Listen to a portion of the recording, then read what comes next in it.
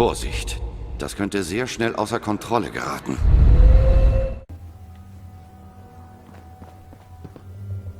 Du magst Antiquitäten, nicht wahr? Ich bin ja selber eine. Sonic, jetzt da werden wir uns auf den Weg machen. Ah, das ist die Pearl. Okay, das habe ich überzuckert und übernosert. Ich weiß nicht mehr, wer der Mörder war. Über 200 Jahre leben und dann puff, Ende. Was für... Ah, Ja, sieh an, sieh an, sieh an. Wenn das mal nicht der lange Arm des Gesetzes ist, bist du ein Anhänger der schönen Künste? Ruft dich die grausame Muse an ihre Brust? Kunst ist Leben. Ohne sie sind wir nicht mehr als Tiere. Vielleicht. Wenn wir nicht mehr sind als Bewusstsein, das in einem Körper aus Fleisch oder Metall lebt, dann ist die Kunst die einzig wahre Verbindung zur Welt. Komm mit mir. ja, die Herausforderungen geben wir uns jetzt.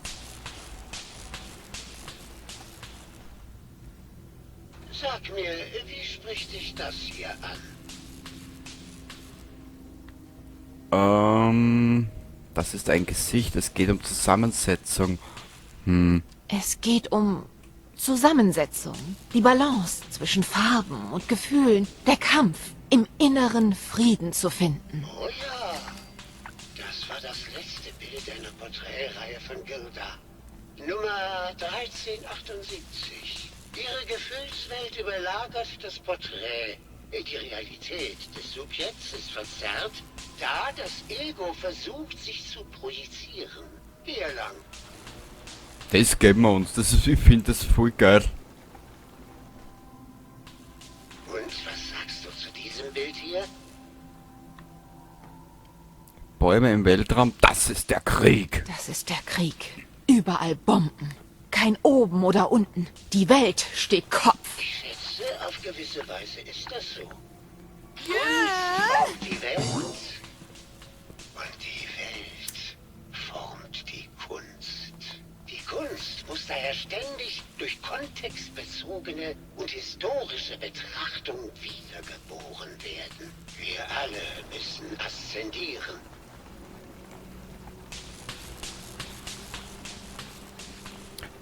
So, oder?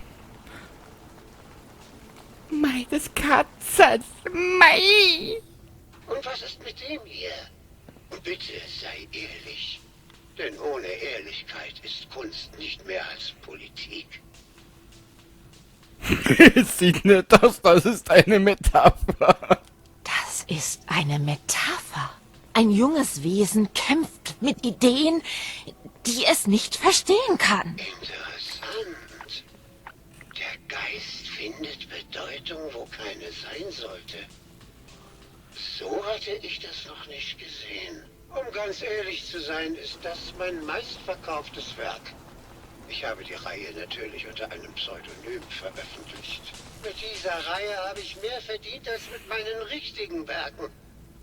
Dabei sollte das Ganze nur ein Scherz werden. Was sagt das über den Wert der Kunst für den einfachen Mann aus, hm? Ah, der Kunstliebhaber. Ja. Hier, um mein neuestes Werk zu sehen? Nein. Hast du dir Gedanken über den Mord gemacht? Du solltest dir Juliana Riggs anschauen. Diese Banausen kann Kunst nicht mal von ihren eigenen Exkrementen unterscheiden. Sie und Ezra hatten vor kurzem einen recht heftigen Streit. Man konnte ihre schrillen Schreie durchs ganze Hotel hören.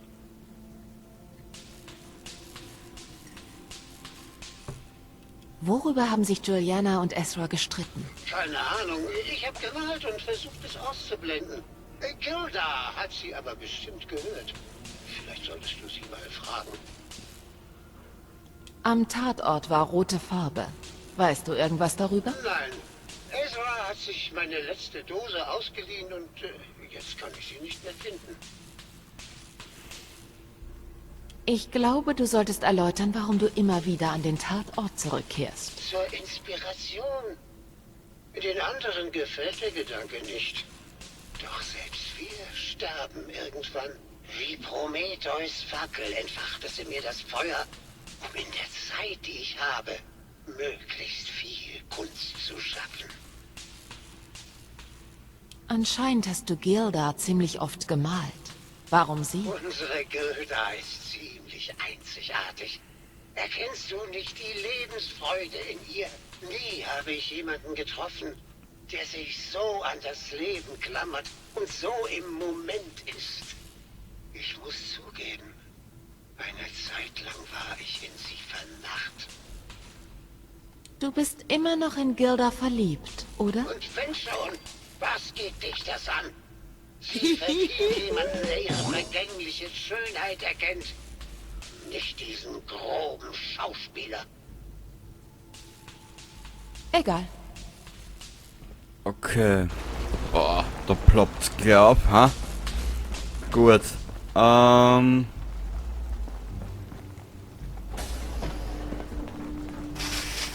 Jetzt hat's er Kraxen, hast du. Mein so ist plaudern.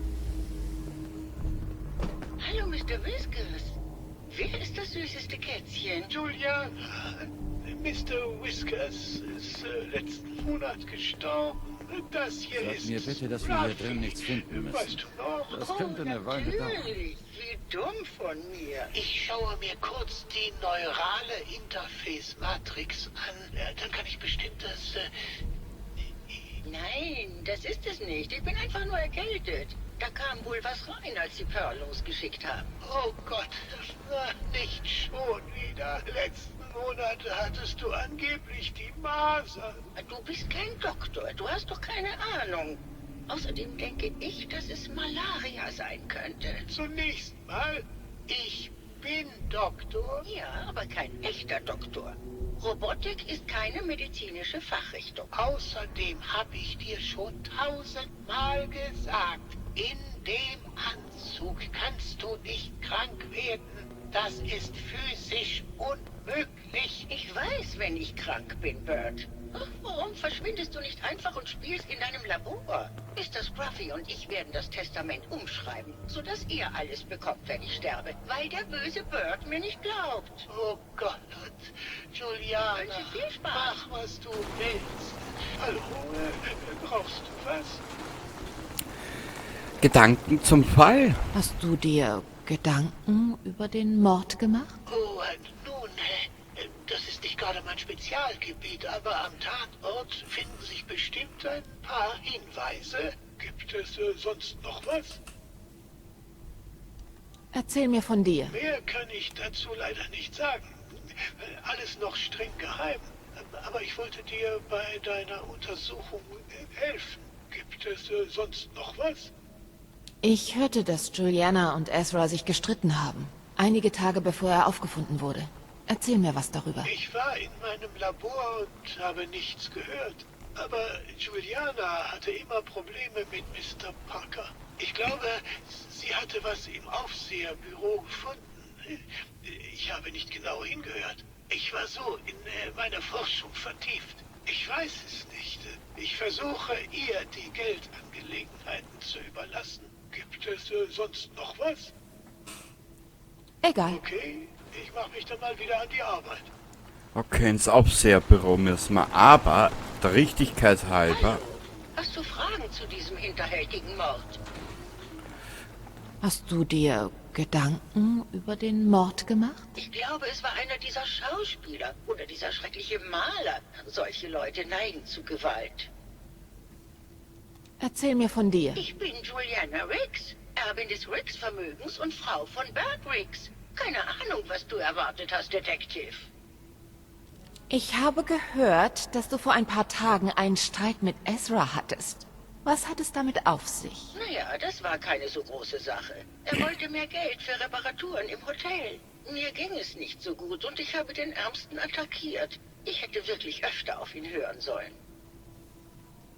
Was soll dieser ganze Plunder hier? Das sind unsere Sachen. Wir warten nur darauf, dass der Krieg vorbei ist, dann bringen wir sie wieder ins Anwesen. Egal. Viel Glück bei der Jagd nach dem Mörder. Ich glaube, ich weiß schon wieder, wie es passiert ist. Beziehungsweise, wer der Mörder ist. Mir ist, glaube ich, schon wieder eingefallen. Da hat, glaube ich, was ich mich erinnere, hat da wer nämlich ein Doppelspiel gespielt. Warte mal.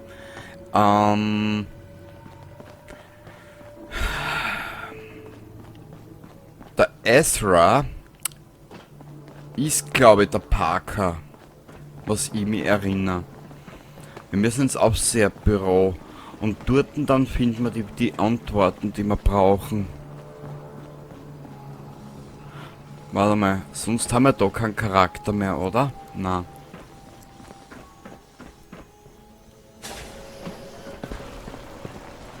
Aufseher. Speichern.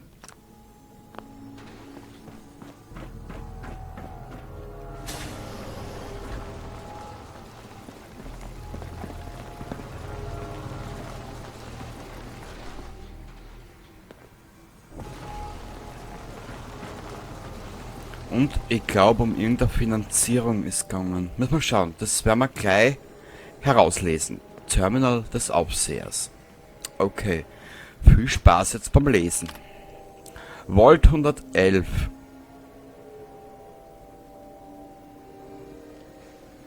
Vault 111? Das ist ja unser Vault gewesen, ne? Schauen wir mal. Vertraulich. Vertraulich, Vorstoß, Biberbond, tralala. Ich glaube, da haben sie sich verschrieben.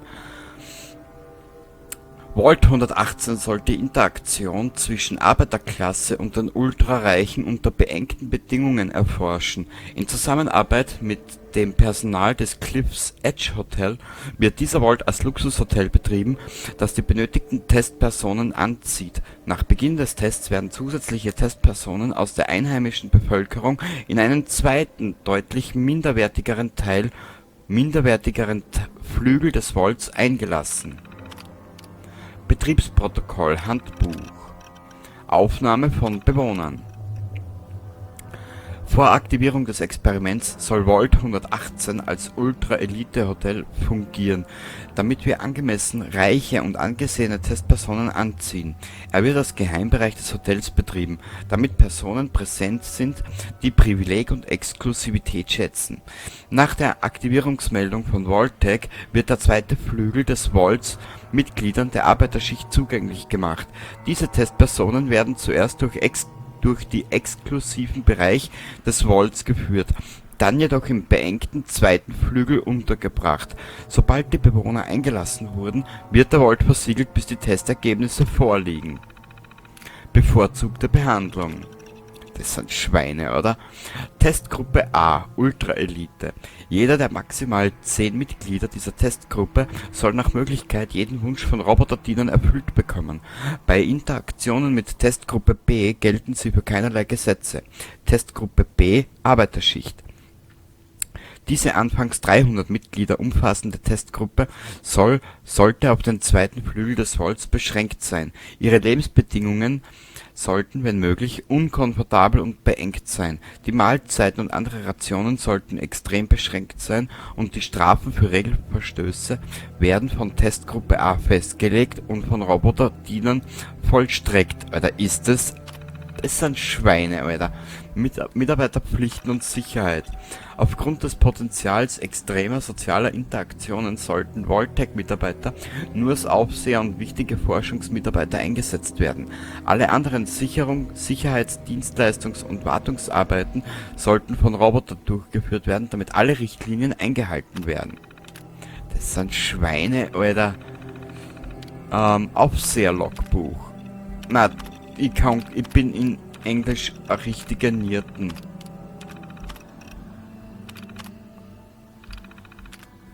Band abspielen.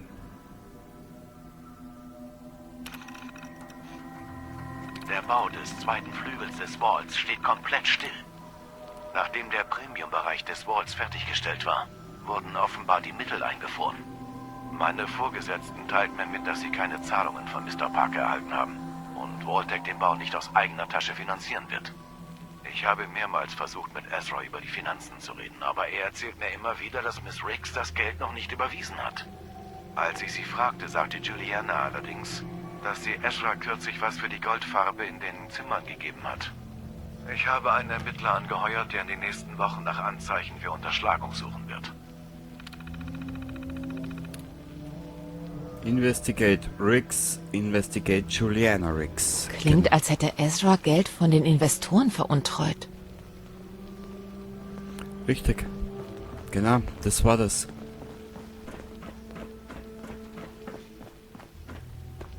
Aber wieso ploppen dort 3 auf? Ah, in Keys. In Keys. Ich glaube, das sind unsere Verdächtigen. Und ich sag da eins. Ich bin mir jetzt nicht mehr sicher. War es die Juliana oder war es der Keys? Aber wir werden trotzdem ein Level-Up vergeben.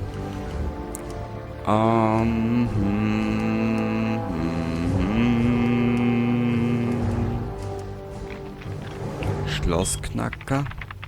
Meisterterminals brauchen wir momentan noch nicht. Ruhige Hand, Robotikexperte.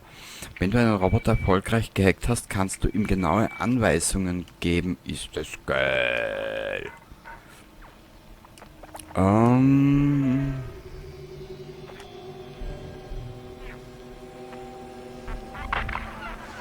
Wenn ein Gegner explodiert, können Gegner in seiner Nähe dasselbe Schicksal ereilen. Nehmen wir.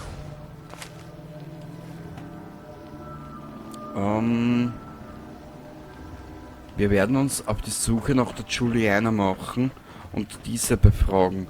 Weil ich glaube nämlich, dass sie, die Juliana, der Besitzer von der Vault ist, glaube ich. Da war irgendwas so in die Richtung. Ich bin mir aber jetzt nicht mehr sicher, Entschuldigung. Heutzutage verlassen sich zu viele Leute auf Gewalt als Problemlösung. Schau dich um, dann siehst du, wozu das führt. Komm, Nick, halt dein Goschen, bitte. Egal. Okay, sag mir, wie ich helfen kann. Mann, das ist so dumm, die Kommentare.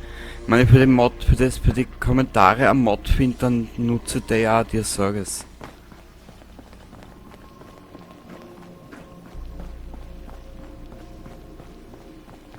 Ich glaube, die Juliana war's. Warte mal. Hallo, hast du Fragen zu diesem hinterhältigen Mord? Speichern. Ezra hat Geld veruntreut. Ich habe Beweise dafür gefunden, dass Ezra Geld von dir und den anderen Investoren veruntreut hat. Tja, ich glaube nicht, dass Mr. Parker sowas tun würde. Da bin ich mir sicher. Warte mal ganz kurz, kann man da speichern?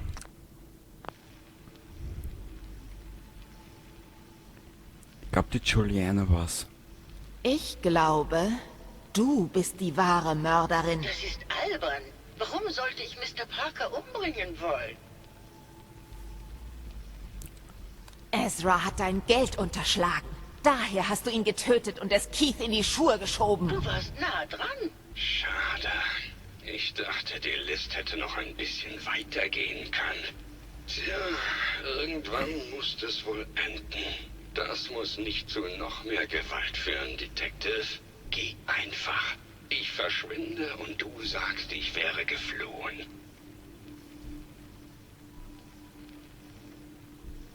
Ezra, du lebst noch? Glückwunsch, du hast mich eingeholt. Ja, ich hatte mich einige Zeit als Juliana ausgegeben. Wie schaut's aus, Detective? Willst du mit mir reich werden? Oder beim Verteidigen überkommener Ideale sterben? Keine Chance. Deine Mordserie endet hier. Dann bringen wir es zu Ende. Willkommen zu deinem letzten...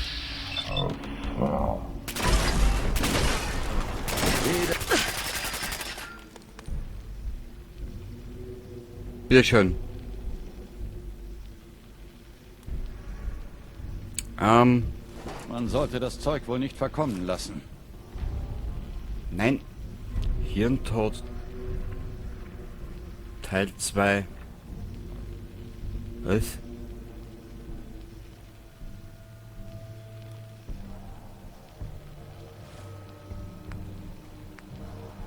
Besiege Ezra Parker in Vault 118.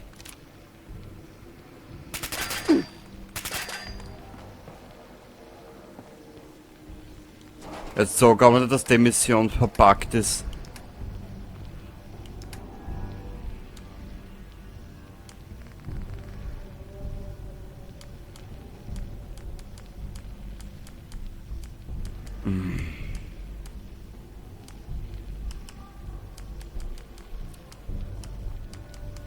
Danke, Bethesda.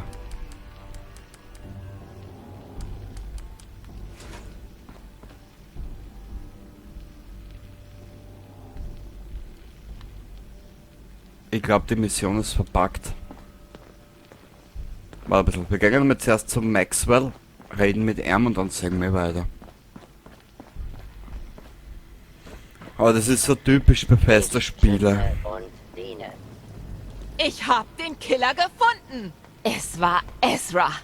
Er tötete Juliana und nahm ihren Platz ein, um die Spuren zu verwischen. Ich hätte nie gedacht, dass Mr. Parker zu so etwas fähig wäre.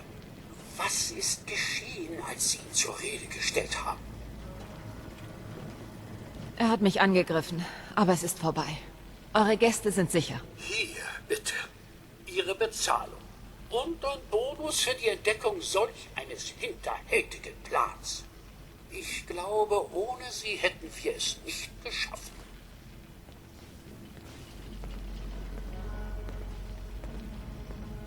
Ja, und? Es fehlt aber noch was.